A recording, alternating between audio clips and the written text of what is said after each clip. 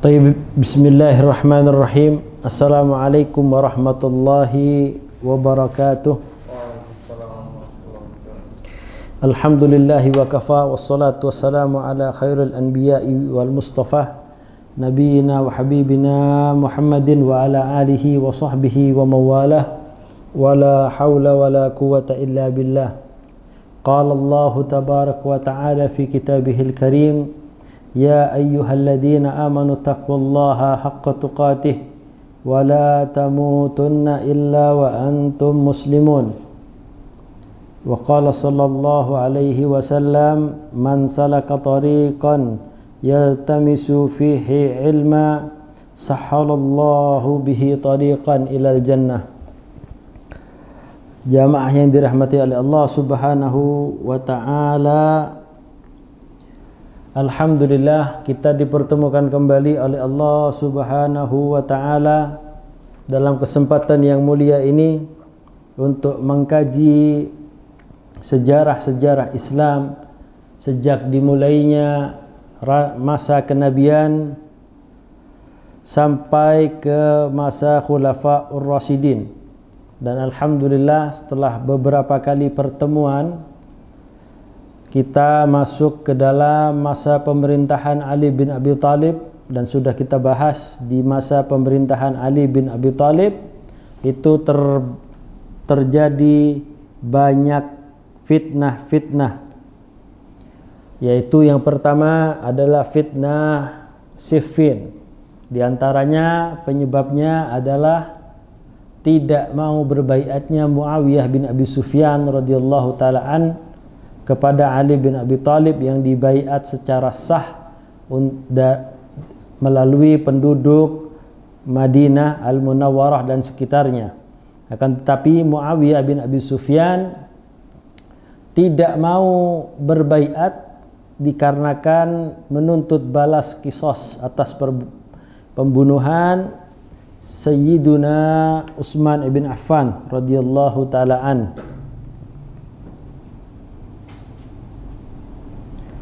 Kemudian jamaah yang dirahmati oleh Allah Subhanahu wa ta'ala, tidak terelakkan lagi peperangan Siffin terjadi. Peperangan pertama yang melibatkan kaum muslimin dengan kaum muslimin yang lain. Pertempuran yang melibatkan para sahabat yang satu dengan sahabat yang lain. Fitnah-fitnah yang luar biasa itu sampai terjadi fitnah Jamal, kejadian antara Ummul Mukminin Aisyah, Abdullah bin Zubair dan yang lainnya. Kemudian peperangan Siffin yang dirahmati oleh Allah Subhanahu wa ta'ala, para jamaah, berhenti karena proses tahkim, proses genjatan senjata sementara yang dipelopori oleh sahabat yang mulia Amr bin As, dan ini disetujui oleh Ali bin Abi Thalib radhiyallahu taala an bersama pasukannya. Dari proses tahkimul Quran ini, maka orang-orang Khawarij yang berada di pasukan Ali bin Abi Thalib tidak mau menerima proses tersebut. Bahkan mereka adalah kilabun nar, anjing-anjing neraka, mengkafirkan Ali bin Abi Thalib karena tidak mau melanjutkan peperangan melawan melawan Muawiyah bin Abi Sufyan yang menolak untuk berbaiat kepada beliau. Sehingga pasukan Khawarij yang asalnya bersatu bersama pasukan Ali bin Abi Thalib memisahkan diri dari pasukan Ali seraya mengkafirkan Ali bin Abi Thalib dan mengkafirkan Muawiyah bin Abi Sufyan. Mereka keluar dan di sepanjang perjalanan ada pembantaian yang disebut pembantaian Haruriyah. Tidaklah mereka orang-orang perusak, orang-orang khabith, jelek, karena orang-orang Khawarij ini disifati oleh Rasulullah sebagai anjing-anjing neraka, kilabun nar. Tidaklah mereka melewati sebuah perkampungan, sebuah wilayah, melainkan mereka merusak Mereka membuat onar, membuat gaduh, ya, membunuh seorang muslim hanya dengan melakukan perbuatan maksiat yang kecil. Bahkan ada para sahabat yang bersama istrinya, suaminya dibunuh dan istrinya yang sedang hamil dibunuh juga serta dikeluarkan, ya, bayi yang ada di dalam kandungannya. Ini adalah Khawarij yang dosisnya 100% asli. Ibarat obat, ada yang generik, ada yang paten. Nah, ini yang patennya seperti ini. Nah, peristiwa tersebut menyebabkan peperangan setelah peperangan Siffin, yaitu peperangan yang disebut dalam kitab-kitab para ulama tarikh sebagai peperangan Nahrawan. Kita akan bahas kejadian setelah kejadian perang Siffin. Di peperangan Nahrawan, ya, diriwayatkan dari Abdul Malik bin Abi Hurrah bahwa ketika Ali bin Abi Thalib mengirim Abu Musa Al-Ash'ari Al-Yamani, ya, untuk bertahkim. Tahkim itu dalam artian berunding, jajak pendapat, untuk kepada kaum Khawarij yang berkumpul di rumah Abdullah bin Wahab Ar-Rasibi. Ia menyampaikan pidato yang berapi-api mengajak mereka zuhud di dunia dan mengejar akhirat. Juga mendorong mereka untuk menegakkan amar ma'ruf nahi mungkar. Kemudian mereka berkata, keluarkanlah saudara-saudara kita dari negeri yang zalim penduduknya, baik penduduknya ke balik gunung ini dan puncak-puncaknya, atau di beberapa negeri yang lainnya, demi mengingkari tahkim perundingan damai tersebut.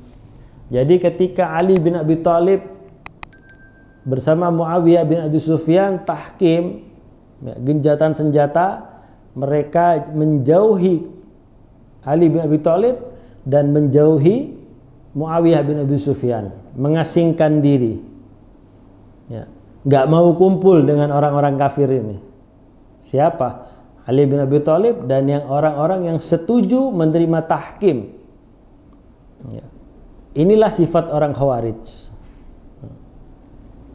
Mereka tidak akan mau berkumpul, ya, terhadap orang yang berbeda pendapat dengan mereka. Kalau yang beda pendapat itu orang manusia biasa, itu biasa saja. Tapi mereka berbeda pendapat dengan Ali dan Muawiyah.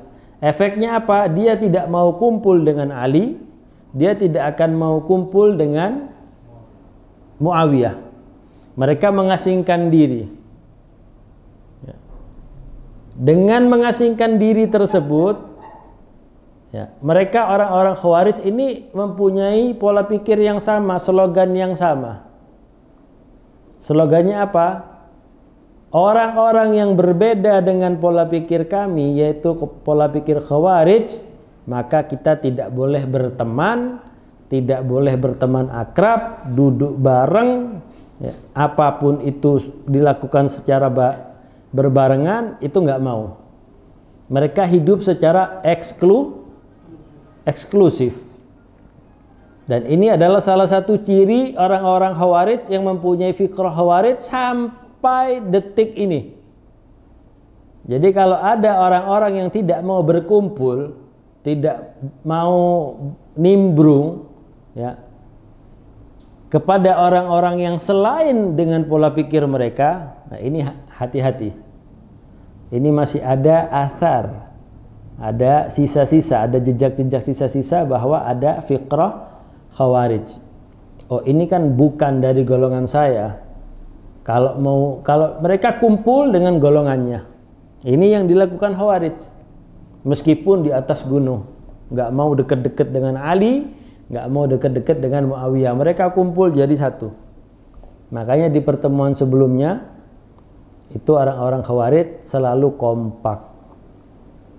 membunuh suaminya, ya, membuka perut istrinya yang ada anaknya.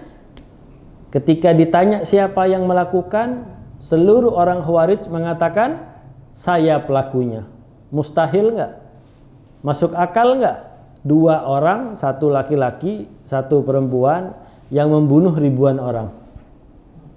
Nggak mungkin. Mungkin yang membunuh 5 atau 10, tapi mereka kompak mengatakan bahwa yang membunuh dia berdua ini adalah kami. Nah, fenomena-fenomena Khawarij yang sudah dosisnya ringan ini nggak seperti ini. Yang dosisnya ringan perlu kita ketahui. Contoh, ya, mudah-mudahan nggak ada di Indonesia, nggak ada. Contoh nih, kita mau beramal. Mau beramal, apakah ada syarat tertentu dalam Islam tentang hal untuk beramal, ada nggak? Saya mau beramal ke fulan, itu ada syaratnya nggak? Nggak ada. Syaratnya cuma 1, yaitu ikhlas. Kita mau beramal sama seseorang muslim, kita nggak kenal orang itu muslim itu sholat, apa puasa, tapi yang jelas dia muslim, ya. Siapa tahu dengan kita kasih sodakoh, siapa tahu dengan kita kasih bantuan, mereka tergugah hatinya. Nah, orang-orang Khawarij begitu, tidak mau saling bantu-membantu kecuali dengan kelompoknya.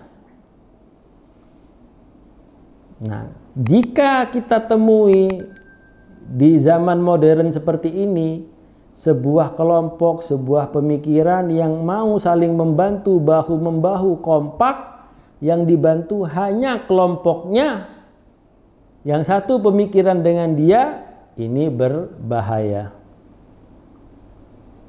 Jangankan ke sesama kelompoknya yang sama-sama Islam, orang beramal kepada orang yang non-muslim saja boleh atau tidak? Boleh. Kenapa? Supaya menunjukkan bahwa Islam itu tidak hanya memperhatikan sesama kaum muslimin. Bisa saja dengan hadiah yang kita kasih, makanan, minuman, orang kafir ini lemah, gak punya pekerjaan, yatim piatu, kita kasih makanan, kita kasih bantuan. Kalau butuh apa-apa, ayo silahkan minta tolong. Lama-kelamaan hati manusia ini lemah. Oh, ternyata orang-orang yang satu agama dengan saya nggak peduli dengan saya. Ternyata orang yang muslim yang katanya keras, intoleran, ternyata perhatian dengan saya. Mulailah ada timbul-timbul benih cinta dari orang-orang non-muslim itu karena perbuatan baik sepele. Kita mengeluarkan amal untuk orang non-muslim. Tentu saja amal untuk non-muslim itu nomor sekian. Yang paling utama beramal adalah ke ulil kurba, saudara terdekat terlebih dahulu. Tapi bukan berarti nggak boleh membantu orang lain yang bukan keluarga atau keluarga jauh. Boleh-boleh saja. Nah, orang-orang Khawarij itu seperti itu, tidak akan mau kumpul kecuali bersama orang-orang yang satu fikrah dengan mereka. Mau melakukan sebuah amal sedekah, ditanya, kamu ngaji di siapa? Ya. Manhajnya apa? Orang mau sedekah tanya manhaj, keburu lapar. Ya. Nggak ada. Bahkan di 1000 tahun yang lalu Indonesia merdeka nggak ada begitu-begitu. Ya, orang tua kita, keturunan Arab, walaiti yang zaman dulu, kalau mau amal, nggak peduli tanya, kamu NU apa Muhammadiyah? Nggak ada seperti itu.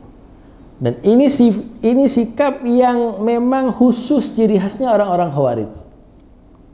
Mereka nggak akan berkumpul kecuali dengan yang satu pola pikir. Saling bantu-membantu, saling kompak. Nah, pertanyaannya dan PR terbesar kita sebagai kaum muslimin yang ahlus sunnah wal jamaah. Masa ia mau mengikuti jejak orang-orang Khawarij? Mau membantu, mau kumpul, mau bersahabat karib dengan orang yang satu pola pikir. Ini katak dalam tempurung. Sedangkan Islam itu bersaudara. Sifatnya seperti itu dijelaskan dalam kitab Al-Bidayah wan Nihayah karyanya Ibn Katsir. Kemudian jamaah yang dirahmati oleh Allah Subhanahu wa taala, kemudian bangkitlah Hurkus bin Zuhair setelah mengucapkan puja dan puji. Ia berkata, sesungguhnya kesenangan dunia ini sedikit, perpisahan dengannya sudah diambang pintu. Ini tahun itu mengatakan bahwa dunia ini sedikit dan perpisahan sudah diambang pintu, artinya al-maut sudah diambang pintu. Janganlah keindahan dan perhiasan menahan kalian di atas dunia ini. Janganlah hal itu menghalangi kalian dari mencari kebenaran dan mengingkari kezaliman. Sesungguhnya Allah Subhanahu wa taala berfirman dalam surat An-Nahl ayat ke-128, innallaha, sesungguhnya Allah, ma'al ladzina taqaw, bersama orang-orang yang bertakwa. Ma'al ladzina taqaw wal ladzina hum, dan bersama orang-orang yang berbuat kebaikan. Walladzina hum muhsinun. Itu janjinya Allah Subhanahu wa taala. Kemudian jamaah yang dirahmati oleh Allah Subhanahu wa taala, peperangan Nahrawan adalah peperangan antara kubu Ali bin Abi Thalib melawan orang-orang Khawarij. Ya, mereka berkumpul di rumah Zaid bin Husain At-Tai. Ia menyampaikan orasi dan mendorong mereka untuk menegakkan amar ma'ruf nahi mungkar. Ia membacakan ayat-ayat Al-Qur'anul Karim. Di antaranya adalah firman Allah Subhanahu wa taala dalam surat As-Sad ayat 26. Ya. Yang artinya, wahai Daud, sesungguhnya kami menjadikan kamu khalifah, penguasa di muka bumi ini. Maka berjanjilah atau maka berilah keputusan perkara di antara manusia dengan adil, dan janganlah kamu mengikuti hawa nafsu, karena ia akan menyesatkanmu dari jalan Allah. Nah, mereka orang-orang Khawarij itu membawa dalil. Bahkan kalau kita kalah, ya dalilnya, ini dalilnya, ya ini ayatnya, ini hadisnya, wah, luar biasa. Kemudian jamaah yang dirahmati oleh Allah Subhanahu wa taala, berkecamuklah perang Nahrawan antara kubunya Ali bin Abi Thalib melawan orang-orang Khawarij yang tidak mau taubat. Ibn Katsir rahimahullahu ta'ala yaqul fi kitabih, dalam kitab Al-Bidayah ini, mereka adalah golongan manusia yang paling aneh bentuknya.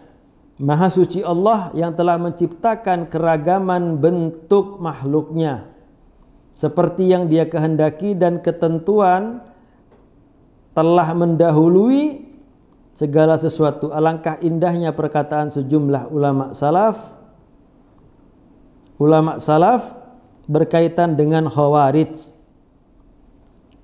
bahwa merekalah yang dimaksud dalam firman Allah. Nah, ada sebuah firman Allah yang menyangkut tentang bagaimana sih orang-orang Khawarij itu? Jamaah yang dirahmati oleh Allah Subhanahu wa taala. Apa ayat itu? Ayat itu adalah surat Al-Kahfi. Ayat ke-103 sampai 105. Qul hal nunabbi'ukum bil akhsarina a'mala. Katakanlah, apakah akan kami beritahukan kepadamu tentang orang-orang yang paling merugi perbuatannya? Alladzina dhalla sa'yuhum fil hayatid dunya wa hum yahsabuna annahum yuhsinuna sun'a. Jadi orang-orang yang menganggap amalan perbuatan itu selama di dunia itu baik, akan tapi Allah jawabannya seperti ini. Alladzina dhalla sa'yuhum fil hayatid dunya wa hum yahsabuna annahum yuhsinuna sun'a. Yaitu orang-orang yang telah sia-sia perbuatannya di dalam kehidupan dunia ini. Ulaikal ladzina kafaru. Mereka adalah orang-orang yang kafaru bi ayati rabbihim, dengan ayat-ayat, dengan tanda-tanda Tuhannya, wa liqa'ih, dan berjumpa dengan Allah Subhanahu wa taala. Fahabitat a'maluhum, maka habitat apa artinya? Habitat a'maluhum ya. Amalan-amalan mereka itu terhapus sia-sia. Fala nuqimu lahum yaumal qiyamati wazna. Nah, ini ayat yang terakhir. Maka amalan-amalan mereka terhapus dan kami tidak akan mengadakan suatu penilaian bagi amalan-amalan mereka di yaumul akhirat. Karena orang Khawarij sudah kita bahas di pertemuan sebelumnya ya. Baca Qur'annya mereka dengan baca Qur'annya sahabat jauh lebih unggul orang-orang Khawarij. Ibadah mereka dengan ibadah para sahabat jauh lebih unggul ibadahnya orang-orang Khawarij. Puasanya orang-orang Khawarij dengan puasanya sahabat kalah puasanya sahabat. Qiyamul lailnya orang Khawarij dengan qiyamul lailnya para sahabat gak ada apa-apanya. Sampai-sampai dalam sebuah hadis yang sahih, kelopak mata ini ya, kelopak matanya orang-orang Khawarij kalau di pagi hari dan siang hari itu seperti orang-orang yang kurang tidur. Ngapain? Bukan majlas, bukan gibah, baca Quran, sholat malam. Ibadahnya sahabat ya. Yang disebut kuntum khairu ummatin ukhrijat linnas ta'muruna bil ma'ruf wa tanhauna 'anil munkar wa tu'minuna billah, itu sebaik-baik manusia adalah sahabat. Itu enggak ada apa-apanya ibadahnya dengan orang-orang Khawarij, tapi amalan itu sia-sia di hadapan Allah Subhanahu wa taala kelak. Kemudian jamaah yang dirahmati oleh Allah Subhanahu wa taala, di peperangan Nahrawan itu jelas mutlak kemenangan diraih oleh Ali bin Abi Thalib. Kemudian aku adalah Abdullah bin Khabbab, sahabat Rasulullah sallallahu alaihi wasallam. Kalian telah membuat aku takut. Takutnya karena memang sifat-sifatnya orang Khawarij ini sangat menakutkan.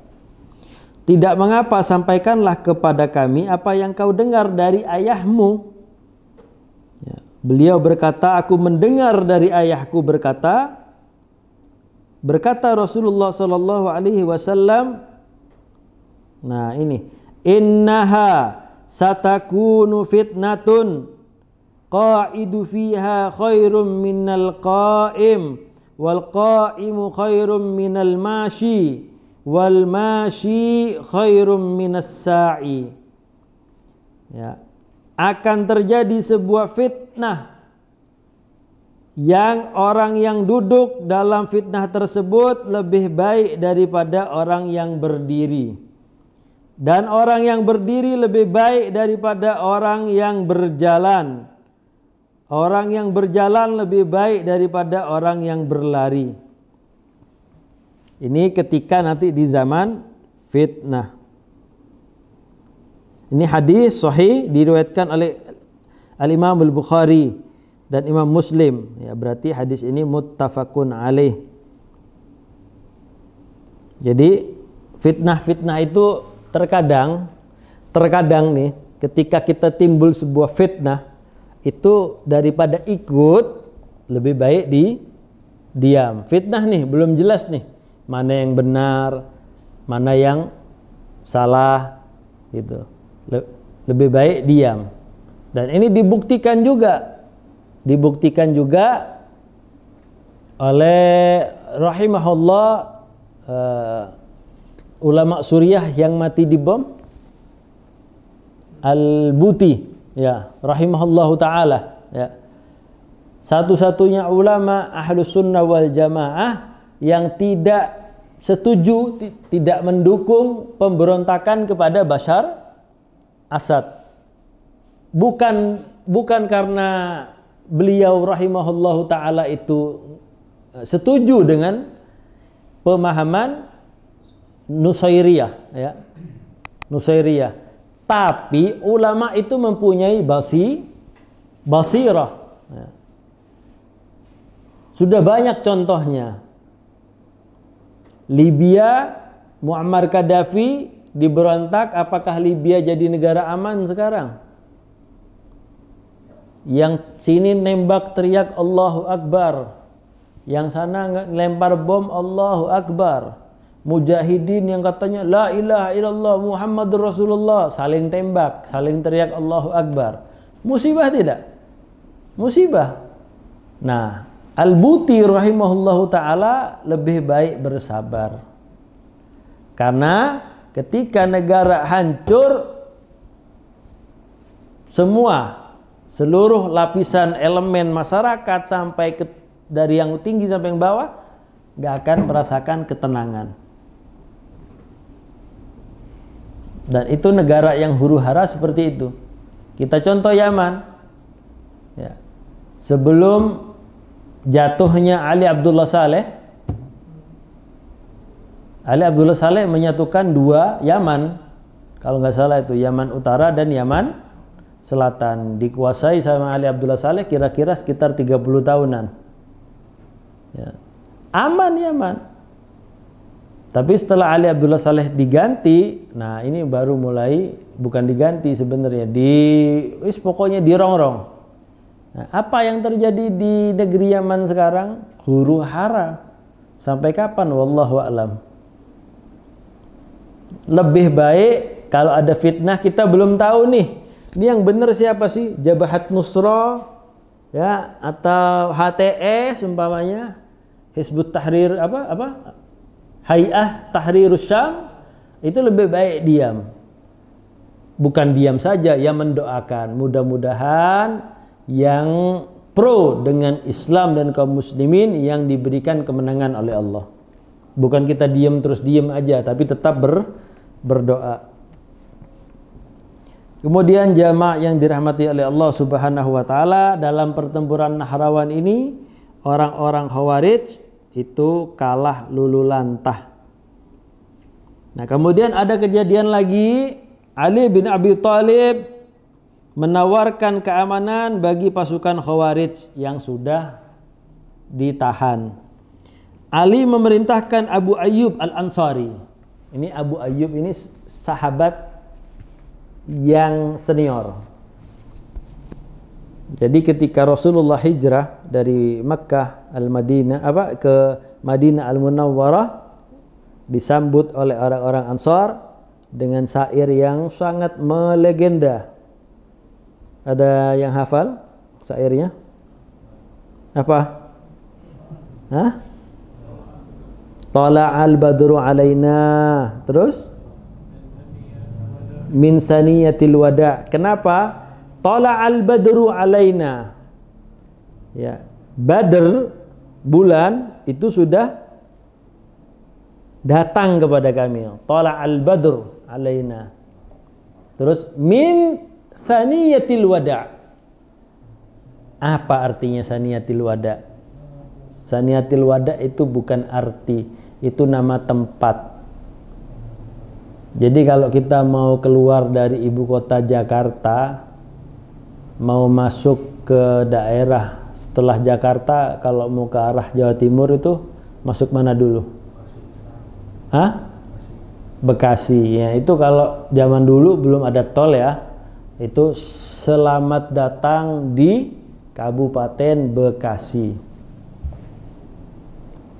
Nah, saniyatil wada' itu adalah tempat batas terakhir orang sebelum masuk Madinah dan orang mengantarkan keluarganya pergi dari Madinah, diantarkan di saniyatil wada'. Ya, dengan syair yang luar biasa, wajaba syukru alaina. Itu syair yang biasa yang diucapkan ketika Rasulullah hijrah datang ke Madinah. Nah, Ali bin Abi Thalib ya'muru, memerintahkan Abu Ayyub Al-Ansari. Abu Ayyub Al-Ansari ini adalah orang sahabat, orang Ansor. Orang Ansor ini pernah kita bahas di pertemuan yang pertama kali tentang sejarah Arab.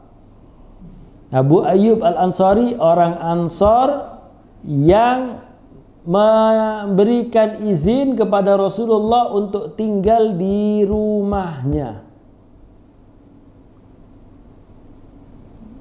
sampai wafat di usia tua. Kuburannya bukan di Mekah, bukan di Madinah, bukan di Basra, bukan di Kufah, bukan di Syam. Kuburannya di dekat tembok kokoh Konstantinia. Abu Ayyub Al-Ansari di usia yang sepuh ketika mendengar satuftahunna Konstantinia, ya, fa ni'mal amiru amiruha wa ni'mal jaisyu dalikal jais. Nah, dengar sabda itu Abu Ayyub Al-Ansari yang sudah sepuh berangkat menuju Konstantinia. Itu Abu Ayyub Al-Ansari. Memerintahkan Abu Ayyub Al-Ansari untuk mengibarkan bendera tanda aman bagi pasukan Khawarij. Nah, sudah, yang mau nyerah diberikan bendera, yang mau menyerah menyerah. Ali radhiyallahu taala anhu menawarkan kepada mereka, barang siapa yang bernaung di bawah bendera ini maka ia aman. Siapa yang gabung dengan bendera ini maka dia aman. Dan barang siapa kembali ke Kufah dan ke Madinah maka ia aman. Kembali, nggak usah bikin rusuh. Balik ke Kufah, balik ke Madinah Al-Munawwarah. Kami tidak ingin menumpahkan darah kalian kecuali orang-orang yang telah membunuh rekan kami, karena kisos. Kemudian jamaah yang dirahmati oleh Allah Subhanahu wa taala, sebagian besar orang-orang Khawarij itu memilih untuk kembali. Mereka sekitar 4.000 orang, hanya tersisa 1.000 orang saja atau kurang dari itu bersama Abdullah bin Wahab Ar-Rasibi. Ya, jadi Khawarij itu menghadapi Khawarij itu yang telah dicontohkan oleh Sayyidina Ali itu hanya 2. Ya, kalau ketemu orang-orang Khawarij itu, ya, solusinya cuma 2. Yang pertama diajak diskusi, kalau tidak diperangi. Titik. Nah, karena orang-orang Khawarij itu sufahaul ahlam, orang yang bodoh. Ahlamnya terlalu tinggi, hayalnya terlalu tinggi. Ya, begitu jatuh ketepuk, ya, langsung ke dokter ortopedi, spesialis tulang. Ya, mimpinya terlalu tinggi. Kemudian jamaah rahimani wa rahimakumullah jami'an. Ya. Pertempuran itu mutlak dimenangkan oleh Ali bin Abi Thalib. Kondisi kaum Khawarij pasca peperangan Nahrawan, Ibn Katsir rahimahullahu taala yaqul, Al-Haytham bin Adi menyebutkan bahwa setelah Ali memerangi Khawarij yang membangkang ya, pula seseorang penduduk Basrah Bani Najiyah bernama Al-Haris bin Rashid. Lalu diikuti oleh sebagian besar kaumnya dari Bani Najiyah, suku-suku yang lain. Mereka mengasingkan diri di sebuah tempat. Lalu Ali mengirim pasukan besar yang dipimpin oleh Ma'qil bin Qais Ar-Riyahi. Pasukan ini berhasil menumpas mereka. Jadi sudah tidak ada lagi orang-orang Khawarij yang berani angkat pedang. Beraninya cuma bermain pola pikir, pemahaman. Manusianya sudah lenyap, pola pikirnya tetap ada. Kemudian jamaah yang dirahmati oleh Allah Subhanahu wa taala, memang di masa pemerintahan Ali bin Abi Thalib ini banyak kejadian-kejadian yang sangat dahsyat. Sangat dahsyat sehingga Ali tidak maksimal dalam mengatur pemerintahan beliau. Sampai-sampai Ali bin Abi Thalib itu kembali lagi ke Madinah dan mengirimkan surat antar Muawiyah dan Ali, saling sepakat untuk tidak saling menyerang. Ya. Situasi ini dipakai sebagai penyulut emosi dari orang-orang Khawarij. Ini nggak akan selesai seperti ini. Tidak akan ada selesai seperti ini sampai dua orang tokoh sentral, kalau nggak salah tiga utama tokoh sentral ini harus dibunuh. Yang pertama Ali bin Abi Thalib, yang kedua Muawiyah bin Abi Sufyan, dan yang ketiga adalah Amr bin As. Nah, Muawiyah dicoba dibunuh, selamat. Amr bin As selamat, karena di zaman dulu belum ada teknologi yang namanya handphone. Orang yang mau membunuh Muawiyah dan Amr bin As disuruh ke Syam. Mana ya yang namanya Muawiyah? Mana yang namanya Amr bin As? Ternyata diberikan ciri-ciri, dipikirnya Muawiyah, ternyata bukan. Sejak saat itu Muawiyah bin Abi Sufyan mendirikan sebuah hurras, penjaga khalifah. Ya. Dan Ali bin Abi Thalib tidak selamat dengan orang-orang Khawarij. Dibunuh, yang membunuh adalah yang bernama Ibnul Muljam, orang Khawarij. Dan setelah gagal membunuh Muawiyah, gagal membunuh Amr bin As, berhasil membunuh Ali bin Abi Thalib radhiyallahu taala an, maka tampuk kepemimpinan muslimin berbaiat kepada Hasan bin Ali bin Abi Thalib.